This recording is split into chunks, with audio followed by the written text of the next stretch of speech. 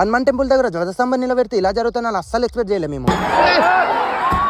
Welcome back to the అందర్ video. For the first time ఇంతమంది ఆడ లేడీస్ ని ఒకటే దగ్గర చూడడం, మా విలేజ్ కి ఇంతమంది జనం రావడం, ఇంత నైట్ వరకు ఉండడం చాలా సర్ప్రైజింగ్ అనిపిస్తుంది నాకు. ఇక తెల్లవారితే హనుమాన్ పునర్ప్రతిష్ఠ, ఆ సందర్భంగా గడస్తంభాలు కూడా నిలబెడుతున్నారు కొత్త గుడి ముందర. ఇక నైస్ గా నైట్ మొత్తం పంతులు గారు చెప్పిన ప్రవచనాలు వినేసి మార్నింగ్ అయితే వచ్చాము. మార్నింగ్ కూడా మంది తగ్గలేదు, ఇంకా డబల్ అయింది. ఆల్మోస్ట్ గుడి చుట్టూ హాఫ్ ఎకరా ఆక్రమించారు, అయినా సరే సరిపోలేదు. ఇండ్ల మీద ఎక్కి చూస్తున్నాడు ఈ అద్భుతాన్ని. సక్సెస్ఫుల్ గా హనుమాన్ అయితే పునర్ప్రతిష్ఠ అయితే చేసారు కొత్త గుడిలో. దీని తర్వాత ధ్వజస్తంభం అయితే నిలబెట్టాలి. దాదాపుగా ఒక 10,000 కళ్ళు అయితే వెయిట్ చేస్తున్నారు దీనికోసం. ముందుగా ఒక 2 పెద్ద పెద్ద క్రేన్లు అయితే వచ్చినాయి. అవి ముందర ఒక బెల్ట్, వెనుకలో ఒక బెల్ట్ గడస్తంభానికి వేసి పైకి అయితే లేపి నిజానంగా వరకు దాదాపుగా ఒక 10-15 గొంతులు జై శ్రీరామ్ జై శ్రీరామ్ అనుకుంటూనే ఉన్నాయి, కానీ సడన్ గా సైలెంట్ అయిపోయి బ్యాక్ సైడ్ ఉన్న క్రేన్ బెల్ట్ కి బరువెక్కిపోయి గడస్తంభం మెమ్మడే కింద పడిపోయింది.